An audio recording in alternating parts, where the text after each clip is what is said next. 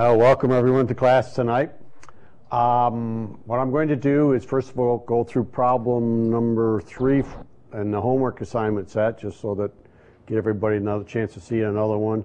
And then next week I'll go through either problems 4 or 5. I haven't decided yet which one is for next week.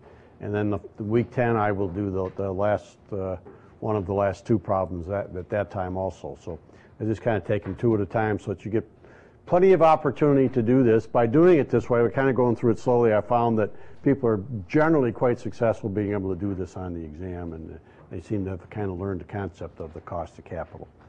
What I'm also going to do tonight is this lecture and next week's lecture really is one long lecture, really nice long lecture, essentially one chapter out of the textbook. And I could probably cover it in one week's lecture. I know I could cover it in 1 week's lecture. I'm not certain that you would learn it with 1 week's lecture. So I've kind of broken it up into 2 smaller lectures, and I'll try and go through a little bit more slowly and try to explain things a little bit better for you. So that's kind of what I'm going to do. As part of it, I'm going to talk about 2 main things here tonight, 2 things I want you to walk away with is, first of all, what's meant by something called business risk and why is it important. So we'll talk about that. And then we'll talk about something called financial risk and why it is important. So those 2 kinds of risks, we're going to separate the risk of a business into 2 separate piles. One we're going to call business risk and one we're going to call financial risk. So those 2 piles of risk for a company. All right, but before I do that, let me talk a little bit about the Mark Company, which is problem number 3. And the Mark Company's current capital structure is made up of 40% debt and 60% common equity, and that made life a lot easier for you if you tried doing your homework problem, because that meant you had the information to fill in the 3rd column there. 5 seems to be an important number in this class. There's 5 variables, and now we've got a table with 5 columns, so we keep beating up on the number 5. The current market price of common stock is $100 per share, so that means the PV0 is $100 per share. And dividends have grown from $5.08 to the most recent level of $10. And I gave you a hint last week as to what to do with that, and we'll see if any of you played with it and if the hint was successful in working its way through, or maybe it wasn't successful, and we'll see one way there. Bonds may be sold at a 9.5% yield to maturity. So that one I gave you the yield to maturity. This is a really easy problem with the exception of those dividends growing from 5.08 up to 10. And the corporate tax rate is 40%, and I said it would always be 40%. And if I forgot to give it on an exam, just go ahead and put it in at 40%.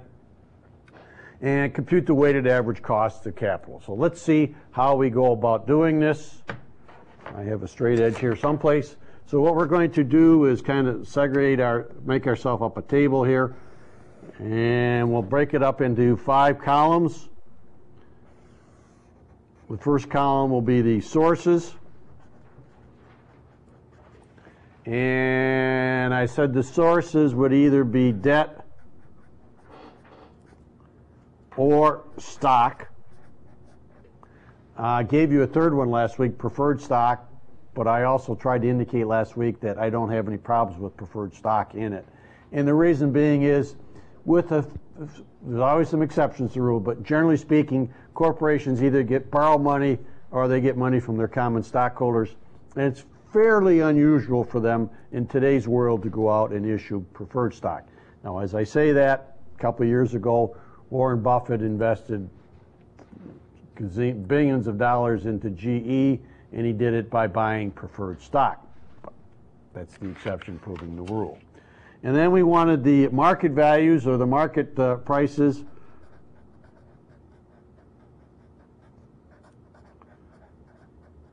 of each of these, meaning if we knew how many bonds were outstanding and multiply it by the price per bond, we could figure out how much the market value of the bonds is. If we knew how many shares of stock were outstanding and how many shares of stock we had, we could get the price of the stock. And so, but this particular problem, none of that is necessary because the 3rd column is the weights. In this one, they told us it's 40% or 0.4 debt and 0.6 common stock. if we add across here, this turns out to be 1 or 100%. And so you probably ought to come up with independently numbering them and then add them up and see, make sure, just give yourself a little check one. And then we need something about the component costs.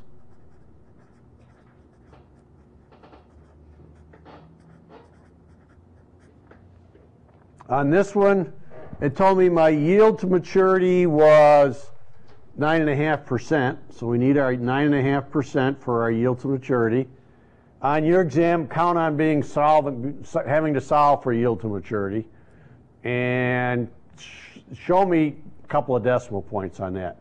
Because 9.5%, if you had that solve for that in Excel, it'd probably come out either 9 or 10, depending upon whether that's 9.49 or 9.51.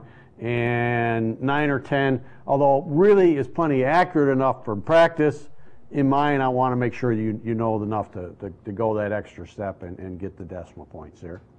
And then we multiply that by 1 minus the tax rate, and that's 1 minus 0.4. So 60% of that is 5.7%. So it would really be nice if I were to do that for you on the exam. I'm going to extend this line all the way over here. It would really be nice if I were to do that for you on the exam and just give you the yield to maturity, but don't count on it. In fact, count on me having you solve for the yield to maturity, and count on me having you solve for these market values over here. So, I mean, those aren't hard. Those are not hard things to do, but I think I want to make sure you can do them. And then the tricky thing here, let me flip to a clean sheet here, is what's happened to the growth rate of the dividends. Now, the most recent dividend, div 0, is $10, and the price of the stock is $100. So that's given to us in here. And what we want to use is the model that says that R is div 1, not div 0, but div 1 over PV 0 plus G for the growth rate. So that's the model that we want to use, and given the types of data that we've got here, that's the model that we want to use at this particular time. And what we need here, in order to get div 1, and we need to get G in order to get both parts of that. And the way we get G is we write down 5 variables. So it's present value, future value, payment, number of periods, and the rate. Now, rate will be our unknown, and when we solve for it, that will be G. Whatever that rate turns out to be, that will be G. The number of periods here is, let's see, over the last 10 years. So the number of periods will be 10. Now, the tricky one. Dividends have grown from $5.08 up to 10 over a 10-year time period. What that means is the present value is 508. I'm going to leave room for a sign in there because I'm going to have to put a sign in there. 508. And the future value is $10. And in order to solve for rate, one of these two has to be a negative and one has to be a positive. And the usual convention is to make the present value the negative one. I did that. I came out to a G going to the decimal points. I think G came out to be 7.00%. Actually, I think it's like 6.9999 something or other. I don't remember exactly what it was. I don't have it written down here, but it was something just below it. If it came out 6.99 whatever, just round it up to 7. But if it comes out 6.59, leave it at 6.59. Show me that you understand how to solve for these things. So if it's really, really close to a complete integer, if you want to go with the integer, I'm okay. But if it's more than a tenth or a hundredth away, leave it whatever you've got there. So the growth rate here turns out to be 7%. All right. Let me just kind of move to a clean sheet here. Div 1 will be whatever div 0 is times 1 plus g, because it's going to grow. And so this was, what was it, $10 times 1.07, 1 plus the growth rate. And so that came out to be $10.70.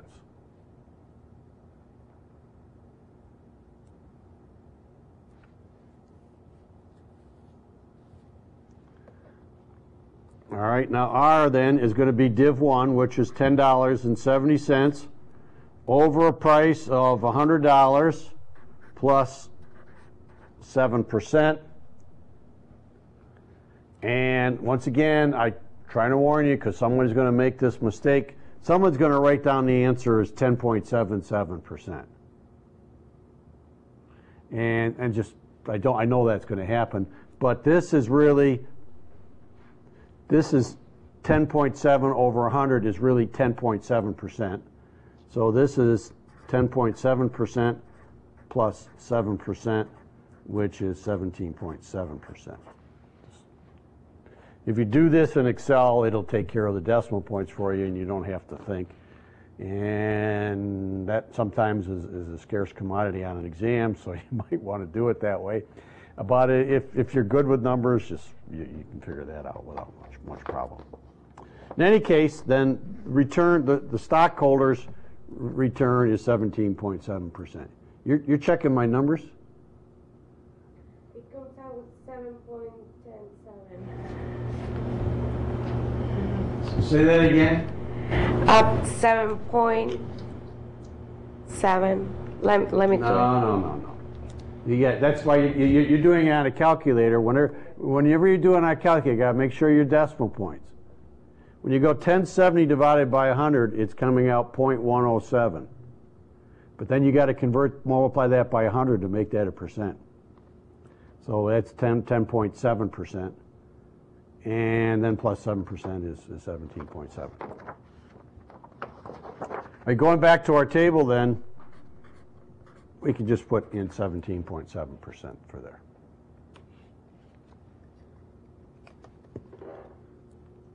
And then the very last column is my weighted cost.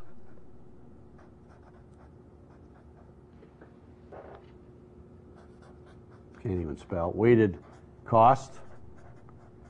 So we want 40% of 5.7, and I wrote that down at 2.28%. And 0.6 times 17.7% is 10.62%.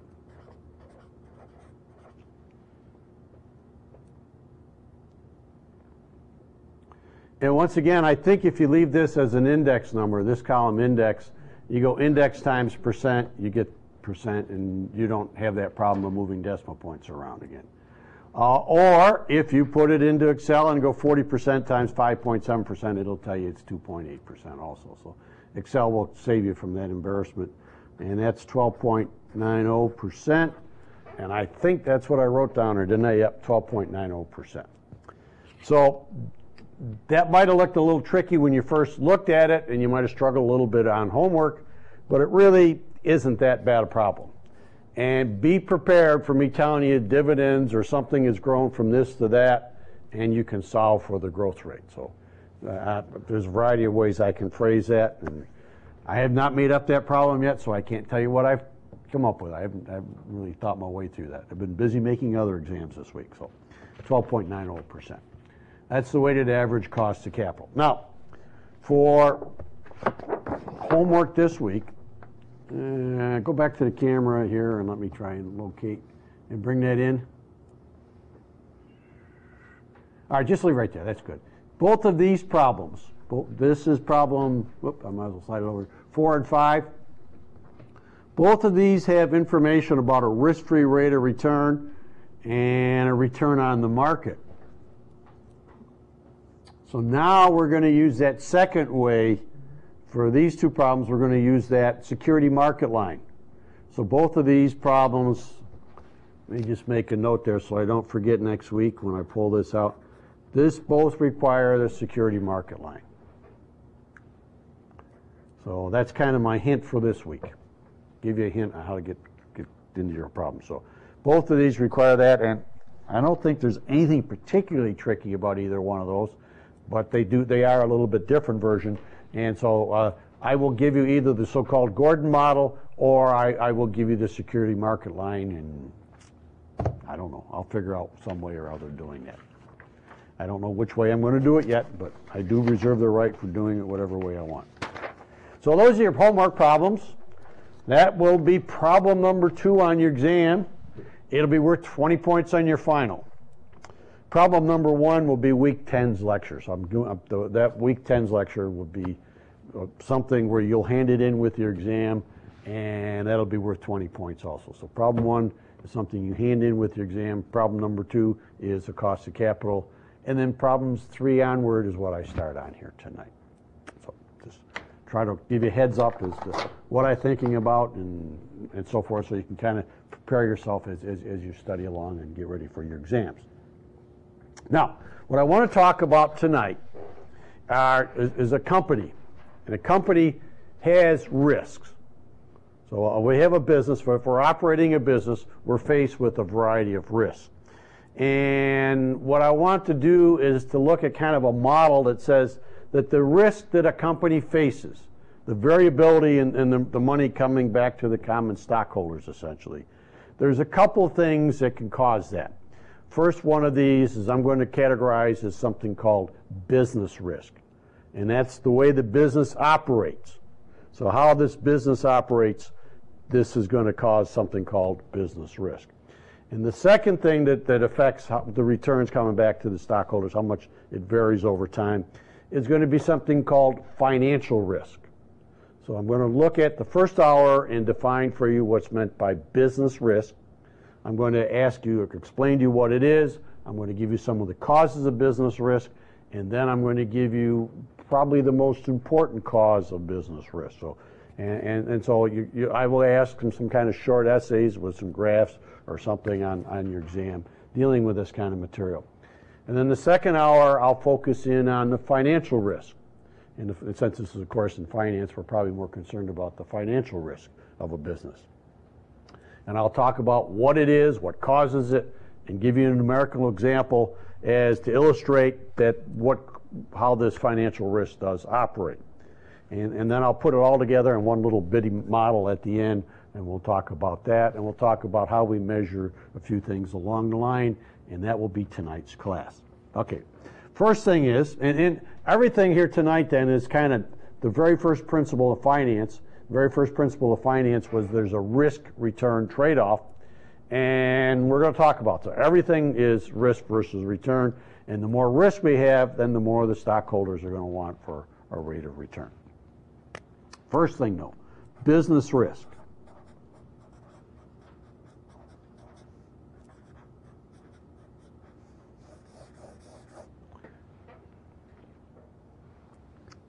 I'm going to try to spend a lot of time talking about. If we're operating a business, one of the things that we do usually on a quarterly basis, but at least on an annual basis, is we prepare an income statement. And hopefully all of you have had some kind of course in accounting. And this is not a detailed income statement by any means that I'm going to give you, but you have some concept of an income statement. And we say that a company has revenues, whatever those revenues might be, and then it has what we call operating expenses.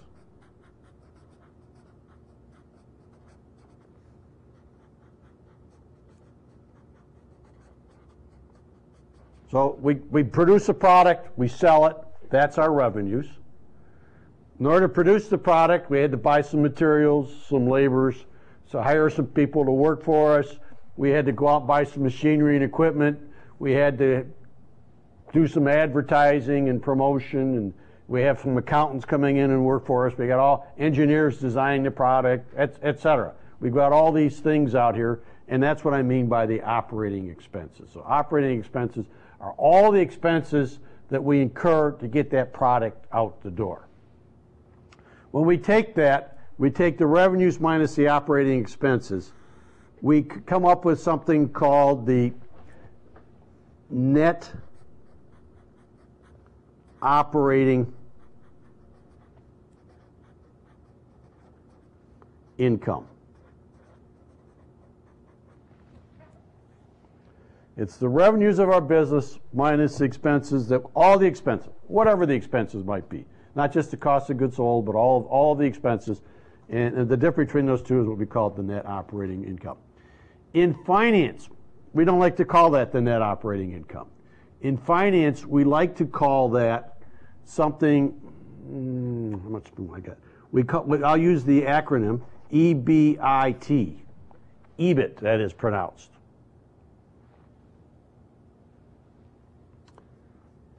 And let me kind of put the acronym on the next page here for you. EBIT, which is the financial phrase for that, stands for the earnings before interest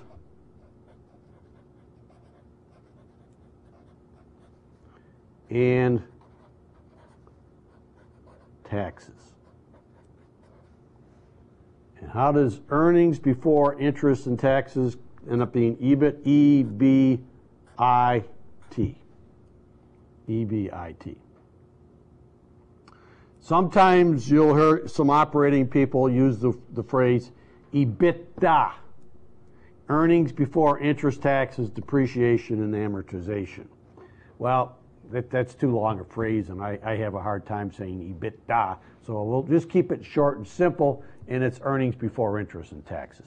And really the difference between this is kind of a profit figure, and EBITDA is more of a cash flow figure. So really, if I'm really good in finance, I'd really rather should use EBITDA, but I'm not. It's too hard to say. So we'll just go with earnings before interest and taxes. So it's our operating income. So revenue minus our operating expenses is the net operating income, or EBIT. And let's just hold it there for now. I just want to talk about this and explain this in context of business risk. So I'll kind of put this one aside. I'll tear this one off a little bit here. But business risk is the very short definition. This is just a couple of words. When I ask you what's meant by business risk, I don't want this short a definition. I want some kind of an explanation to go with it. But the short little thing that I can fit up in the corner up here easily is the variability in EBIT.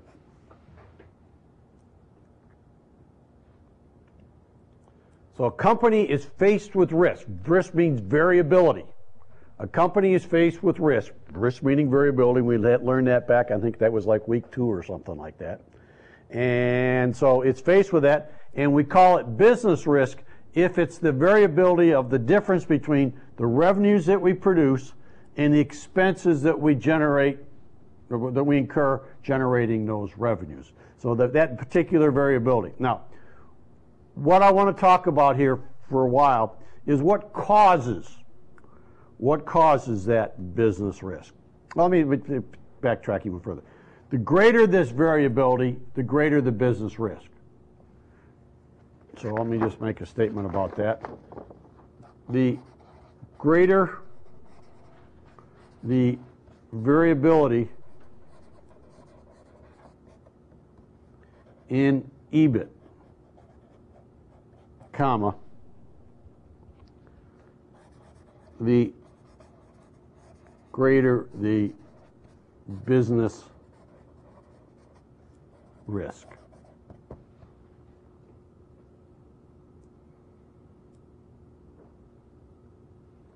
For example, if we had two companies, a company A and a company B, and we looked at EBIT over time, one company has EBIT that's very narrowly compact, and another one has some really terrible years. We'll call this company A, and this is company B.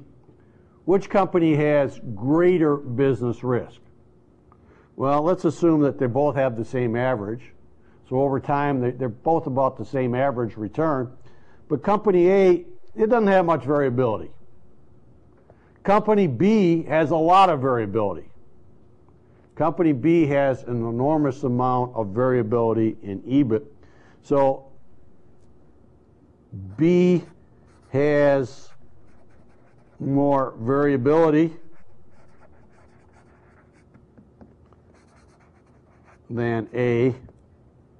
Therefore, B has more business risk. Now, if you were trying to decide, should I invest in company A or company B,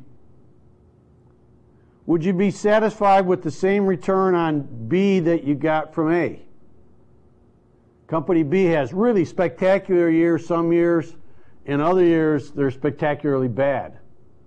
Company A just kind of churns along, has a nice steady income stream. Well, if I'm going to invest in B, someone better get me a greater rate of return. That was principle number one in finance, a greater risk-return trade-off. So I want to know this. I want to know which of these firms has it and what's causing it and things of this nature. So what I want to do further then is take a look at what are some of the causes of this variability. Why has B got more risk? Well, what's causing it? I'm going to give you a list of possible things that could cause it.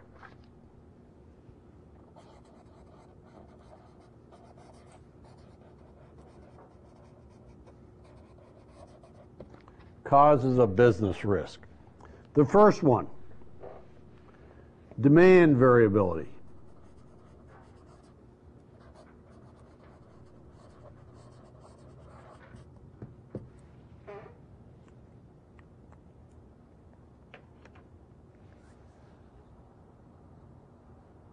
Probably the industry in the United States that has the greatest variability, or the sector, actually, not the industry, but the sector of the U.S. economy with the greatest variability in demand is consumer durables.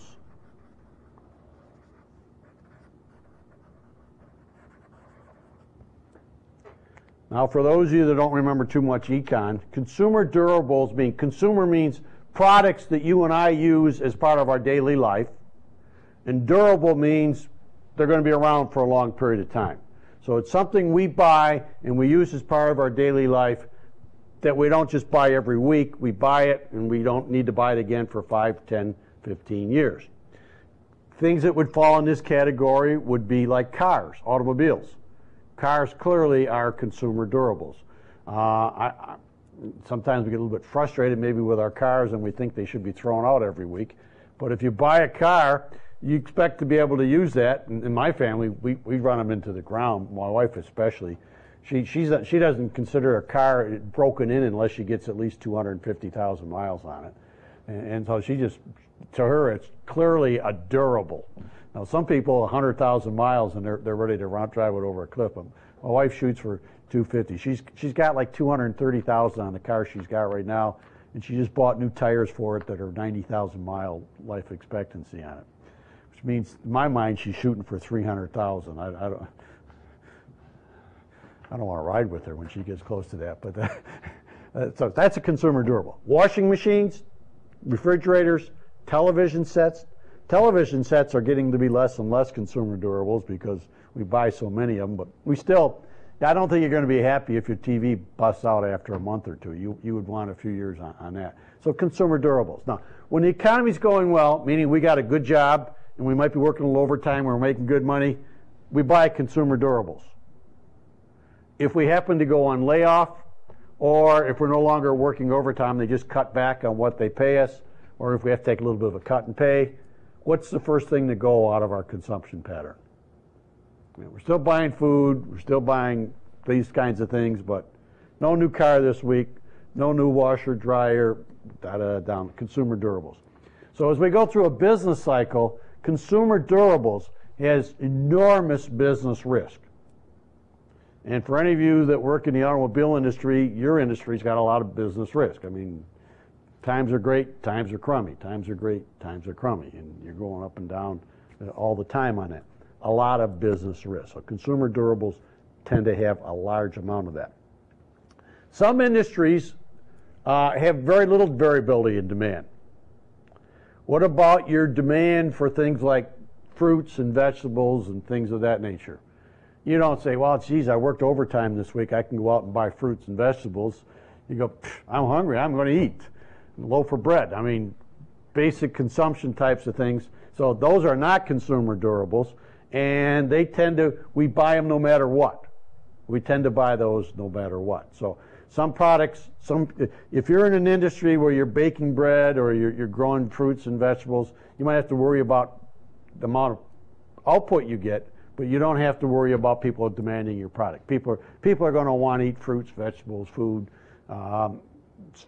or soap for washing machines. Do you quit washing your clothes if we're in a recession? I hope not.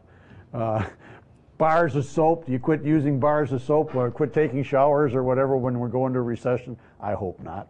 And things of that nature, at least for the rest of your friends and whatever. So some things have tremendous business risk and some do not, and it's caused by the variability in demand. Second one, selling price variability.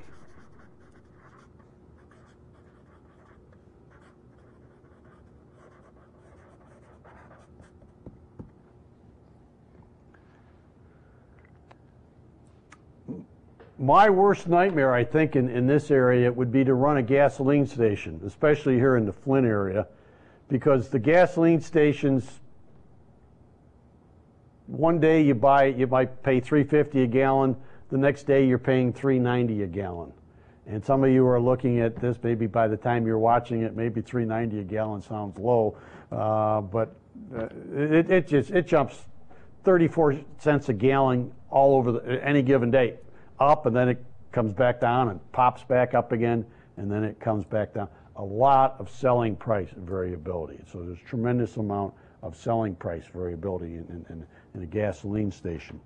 To some extent, our groceries, especially fresh produce and meat and things of that nature, do have a fair amount of selling price variability.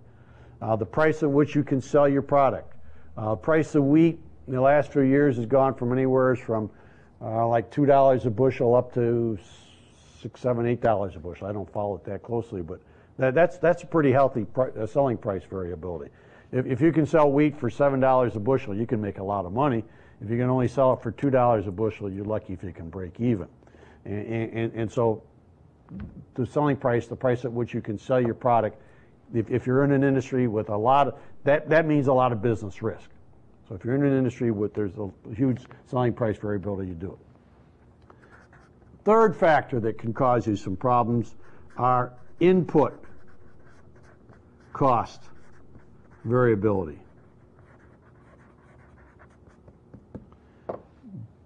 Both of these first two factors had to do with the revenue side of things that you receive, but there's other things that have to do with the cost at which you pay for it.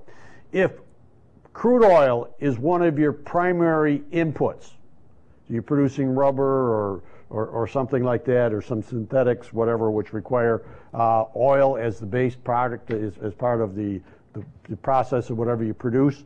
What's the price of oil varied over the last couple of years? We get down to $60, $70 a barrel here in the U.S., I think, in the last couple of years. And I think a few years ago we were up to like $150 a barrel or something like that. So input cost variability. So if you have a product that's doing it, what about if you're a jeweler and you use gold? Price of gold over the last couple of years is doubled or tripled depending upon your starting and ending point here. But the jewelry business has had a tremendous amount of input cost variability. So depending upon that, I don't know, can't think of any other examples off the top of my head. But there's quite a variety of things that can cause the raw materials in which you, especially if you use really basic raw materials and or foodstuffs